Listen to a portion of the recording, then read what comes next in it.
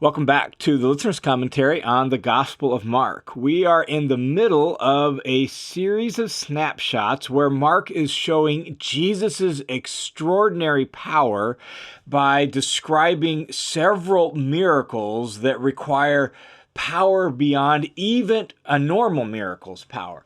At the end of chapter 4, Jesus and the disciples are sailing to the other side of the sea. That is to the eastern side of the sea, the region of the Decapolis.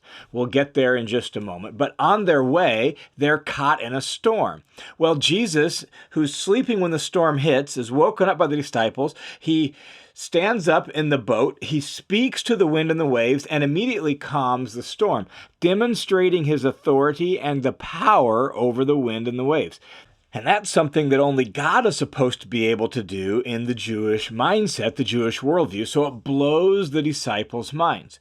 Well, here in the story we're going to look at in this session, in Mark 5, 1 through 20, they finish up their trip and they arrive at the southeastern side of the lake, and Jesus heals a man who is possessed by many demons. And this is the second, then, of these four powerful miracle stories displaying Jesus' exceptional authority. The first is the calming of the storm. Then there's this one with the man with many demons. Then we get the healing of a woman with a chronic bleeding issue, an issue that no doctor could solve. And then we also get raising a little girl from the dead. And so we are in the middle of this sequence of extraordinary miracles demonstrating Jesus' unique and extraordinary power and authority. Now, before we look at the details of this story, the specific location of this event is actually a notorious problem in the geography of the Gospels. And the reason for that is because all of the best manuscripts have either Gadara or Gerasa. But a few later manuscripts mention a third location, Gergesa. And those later manuscripts are actually probably following the suggestion of a church father named Origen, who was trying to figure out the geography and trying to reconcile what he knew about the geography and where this might have happened. And so trying to put all that together and reconcile the geography and all three of these names and actually figure out the specific location of this event, well, that's a bit challenging.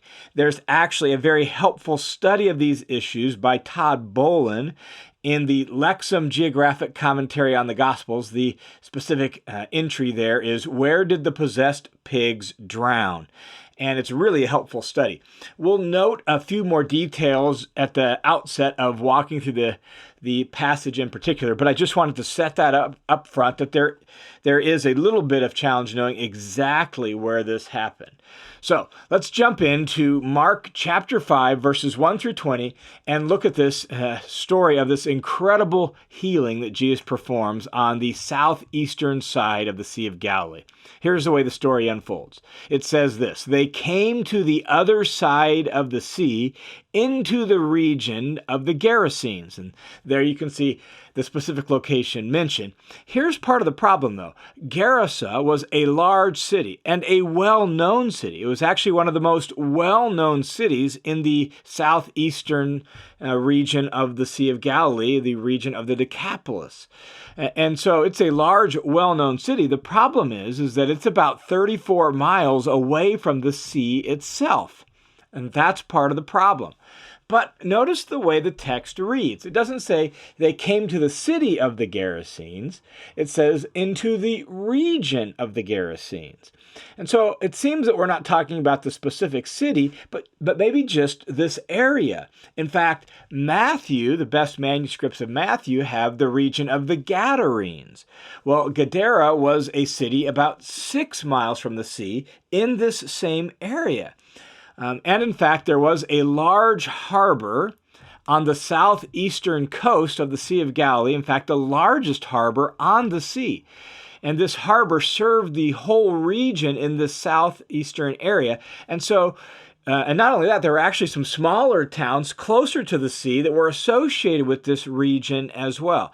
And so it seems that most likely that's where we're at. We're in the southeastern corner of the Sea of Galilee, in this region that is kind of dominated by two larger, well-known cities, and then it has some smaller towns. The larger cities, Gadara, 6 miles away, and Gerasa, which is the most well-known city, probably why Mark mentions it, because even in a place like Rome, which is the audience for Mark's gospel originally, they may have heard of the city of Gerasa. And so he mentions this large, super well-known city, but we're actually somewhere closer to the lake because of the way the story unfolds, near this large harbor in the southeastern corner of the Sea of Galilee. That seems like the best explanation for what's going on here. So Jesus and his disciples, after sailing across the lake and calming the storm on the sea on their way, they arrive in the southeastern corner at this large harbor.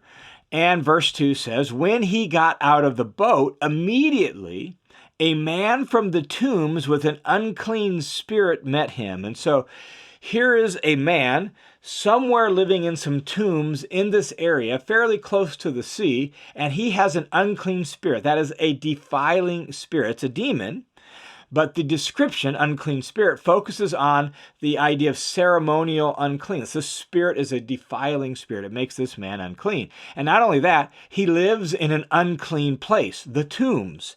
And so this man is ritually unclean, possessed by a demon, living in an unclean place, and he rushes out and meets Jesus.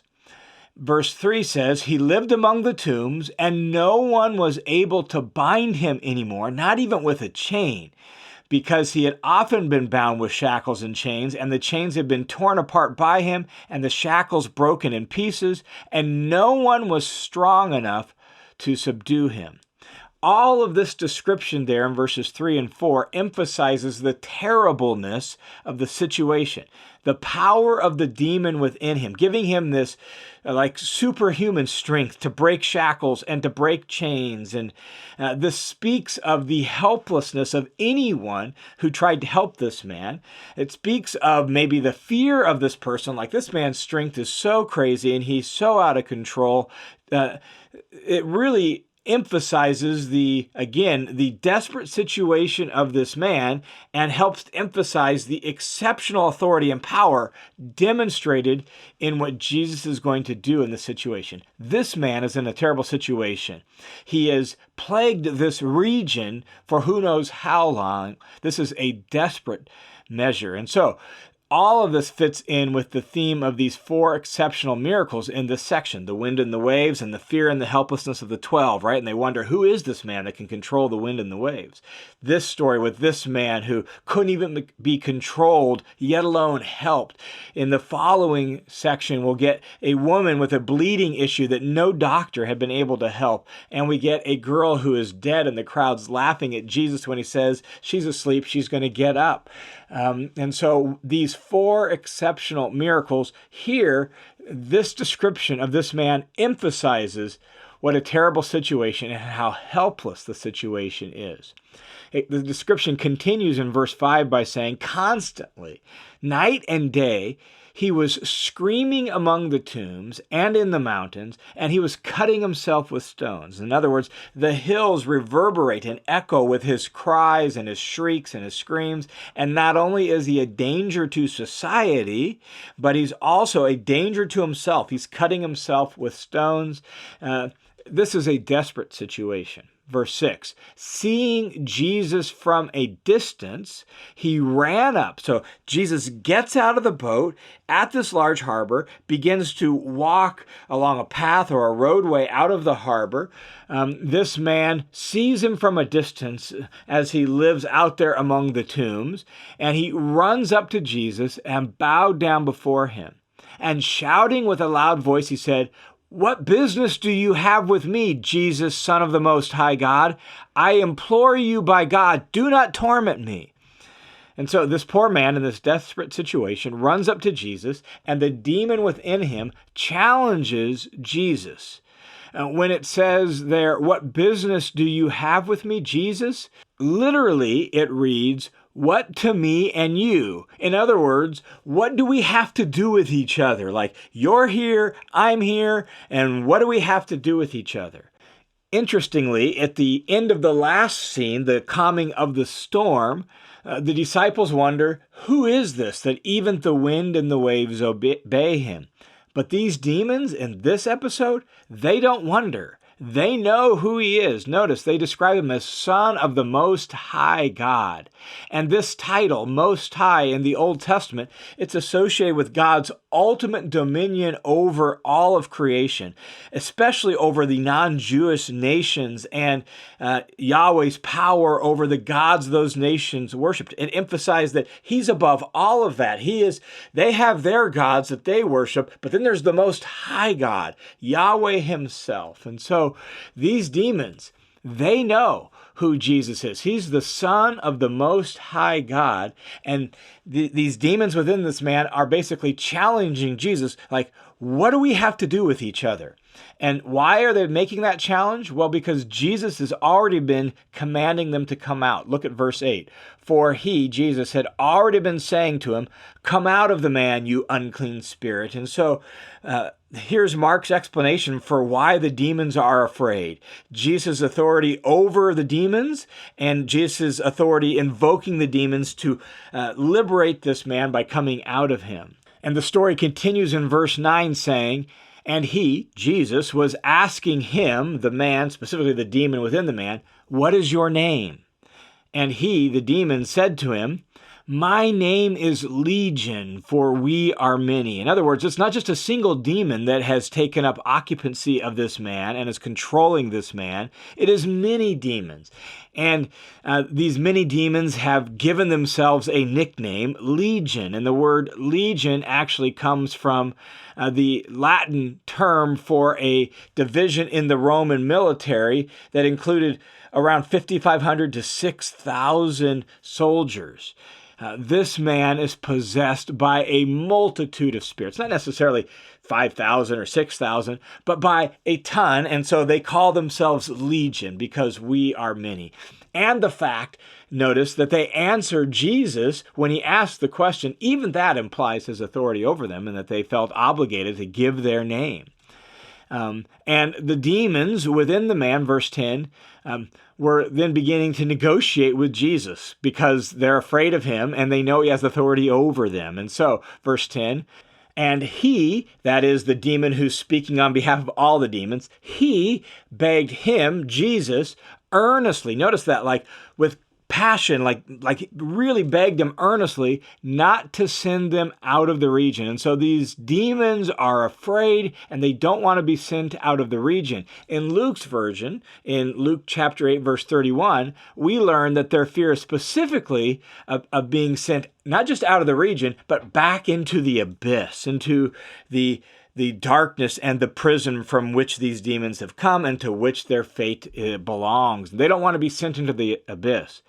Verse 11 then continues the story and says, now there was a large herd of pigs feeding nearby on the mountain. First thing is, right, remember where we're at. We're on the southeastern side of the lake in the region of the Decapolis. That's a Gentile region. Hence, it makes sense that there are pigs there. In a Jewish territory, no pigs. Pigs are unclean animals. And so we're in a Gentile area. That's the reason there's this large herd of pigs. So there's this large herd of pigs feeding on the hillside there on the slopes that descend down to the Sea of Galilee.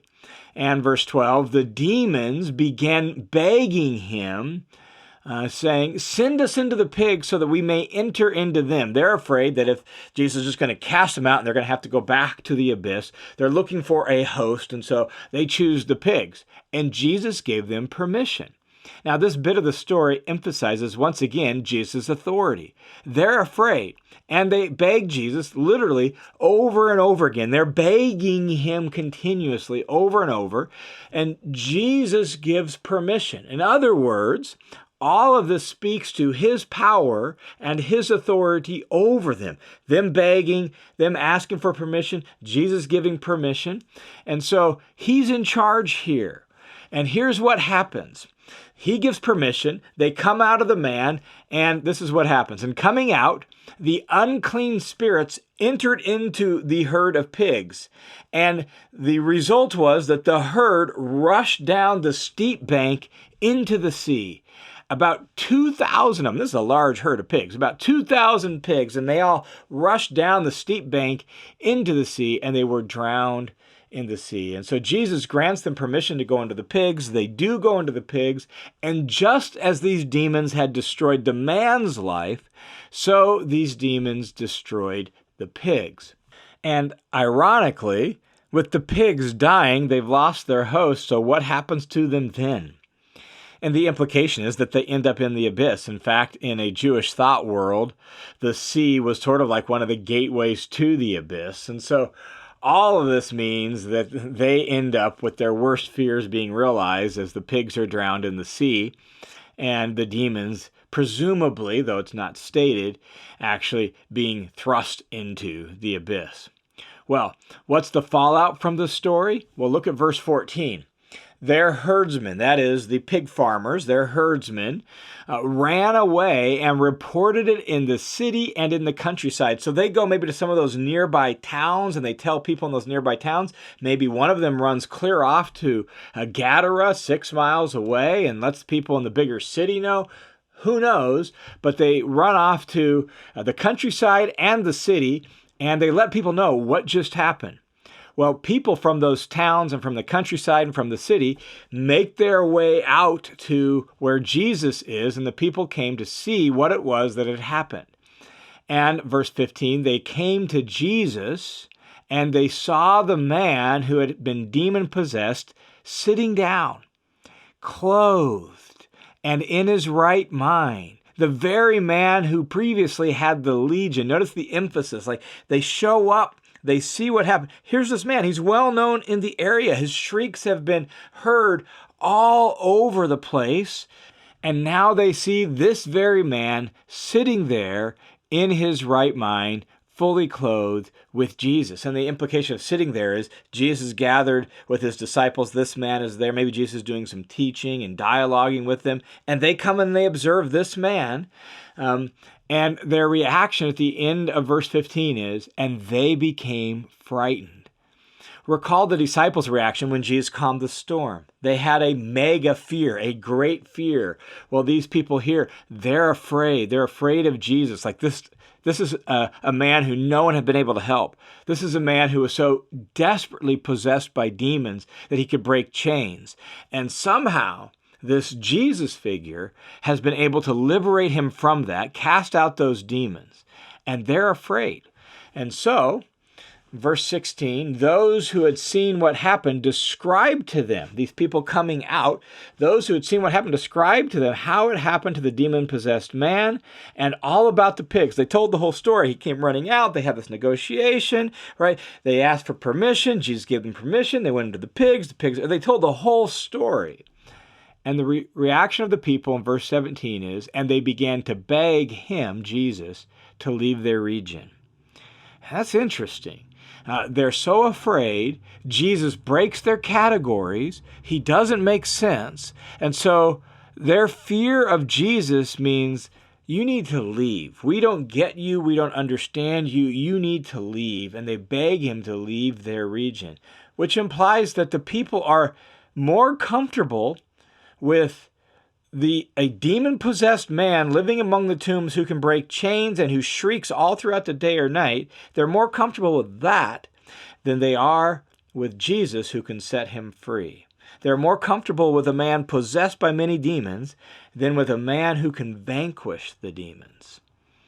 Well, Jesus says, okay, fine, I will leave, verse 18. And so as he was getting into the boat, the man who had been demon-possessed was begging him that he might accompany him. Let me come with you, Jesus. I want to come with you. You set me free. Please, can I come with you? But Jesus says no. Verse 19, here's what Jesus does. Verse 19, he did not let him come, but he said to him, go home to your people and report to them what great things the Lord has done for you and how he had mercy on you. And this is interesting if you just stop and think about it. We've already seen Jesus do a number of miracles where he told them, don't tell anybody. But here he says, go back to your home and to your people and report to them what the great things the Lord has done for you and how he's had mercy on you. Why does he tell him to go tell people, but in those other accounts he commands them to keep quiet? Well, location, location, location. Here, we're in Gentile lands. They don't have the confusion about the Messiah. It's actually across the sea from those who are hostile to Jesus, which are primarily the Jewish leadership. And so you're not going to find a Pharisee or any Jewish leaders here who might want to do away with Jesus, and they don't have some of that confusion about the Messiah. So Jesus says, go tell them what the Lord has done for you. And so the man does, verse 20. He goes away and began to proclaim in the Decapolis. That's the 10 cities. That's what Decapolis means, 10 cities. That's the description for this whole region. And so we're really talking about a larger region here. And so he went away and began to proclaim in the entire region of the Decapolis, notice, what great things Jesus had done for him. And everyone was amazed. So Jesus told them, go tell people what great things the Lord has done for you. And he went and told him what great things Jesus had done for him. Who is Jesus? Remember, that's the dominant question that's being explored and demonstrated in Mark 1-8. Who is Jesus? Well, bare minimum, he's the Lord. He's the one through whom the Lord is powerfully working. Bare minimum. What Jesus does is what the Lord God does. Who is Jesus? He's the Son of the Most High. He has the power over legions of demons, over these dark spiritual forces that enslave and torment mankind. That's who Jesus is. And this man has been set free from these tormenting spirits. And he goes and tells everyone the great things that Jesus has done for him. Hey, it's John. I just wanted to say a quick thank you to all of you who make the Listener's Commentary possible, either through your support through subscribing to the Study Hub or through your support through the donation page at listenerscommentary.com/give. You're the ones who make the Listener's Commentary possible, so thanks a ton for that. And if you want to join the team of supporters, there's a link down in the notes below where you can set up a one-time or a monthly recurring donation. To make it monthly, simply fill out the amount, click the little box that says make this a monthly donation, and that'll set you up for a monthly donation. And all monthly donors get free access to the Listener's Commentary Study Hub. Thanks a ton for your support.